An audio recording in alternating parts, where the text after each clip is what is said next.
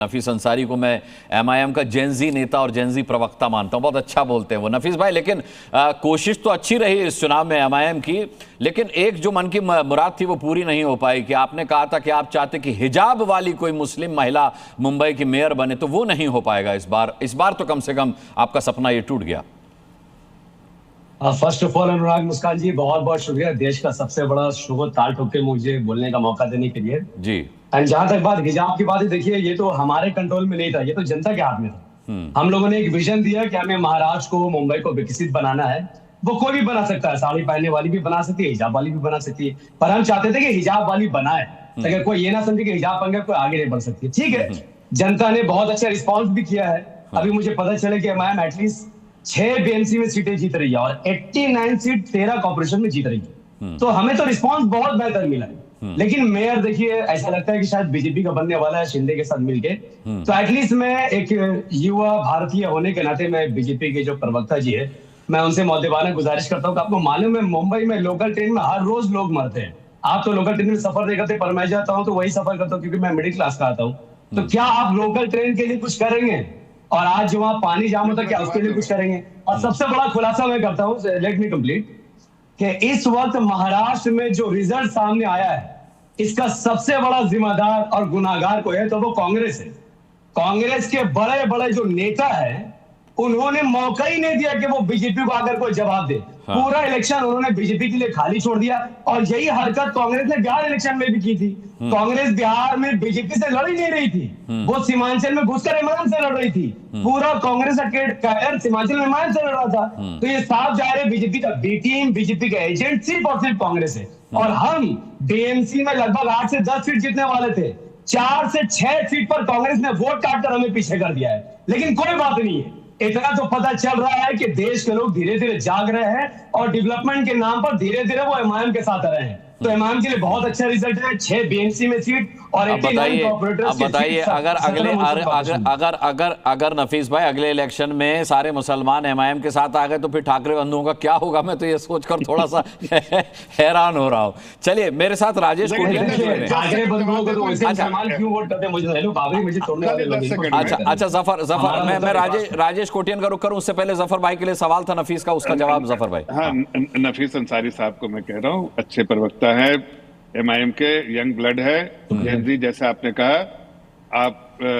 आपको जो विकास देखना चाह रहे हैं, और वैसे मैं भी बहुत ट्रैवल करते हैं, मेरे बच्चे भी ट्रैवल करते हैं, आपको शायद जानकारी नहीं है।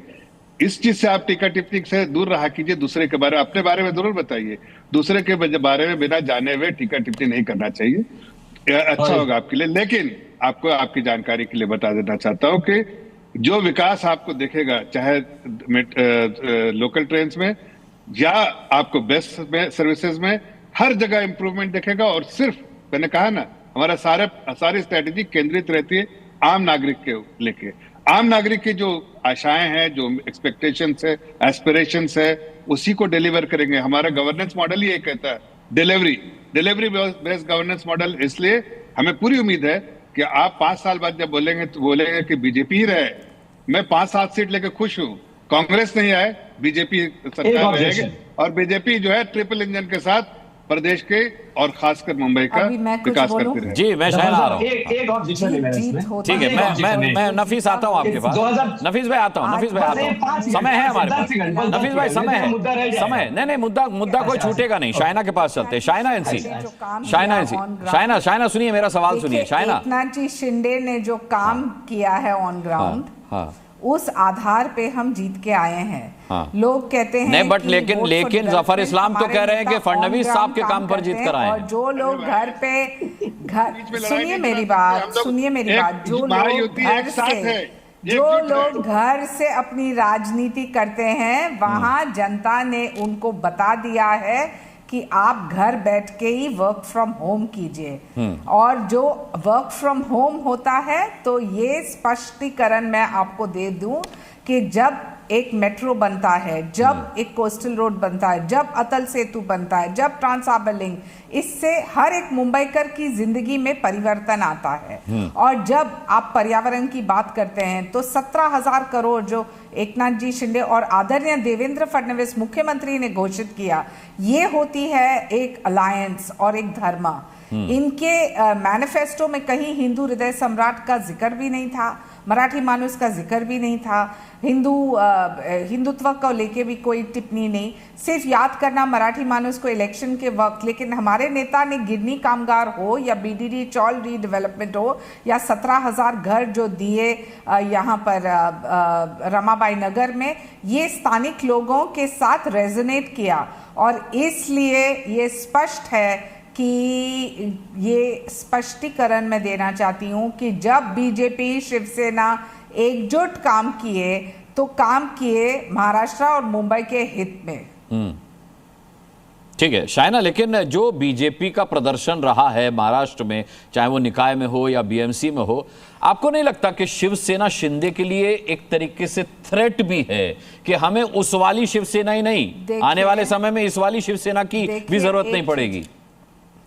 मैं एक चीज स्पष्ट यहां कहना चाहती हूं कि एकनाथ जी शिंदे और शिवसेना का वोट शेयर 20% है, बीजेपी का 34, मिला के 54% हम लोग साथ में लड़े। ऐसा नहीं कि एक जगह पे आप लड़े, एक जगह पे हम लड़े। ये उबाटा सेना जो 120 जगह पे लड़ी थी विधानसभा में, वो 20 विधायक भी नहीं जीत के आए। हमारा स्ट्राइक रेट क्या था? 80 जगह हम लड़े और 60 जगह पे हम जीत के आए। ये स्थानिक स्वराज में भी आप देखेंगे तो 27 महापौर, जहां किसी ने कल्पना ही नहीं की, वहां हम 53 महापौर जीत के आए। तो ये है सच्चाई। आप जिस ढंग से विश्लेषण करना चाहें आप कीजिए, हम काम करते रहेंगे, क्योंकि एकनाथ जी ने हमेशा कहा dedicated to the common man. ठीक है।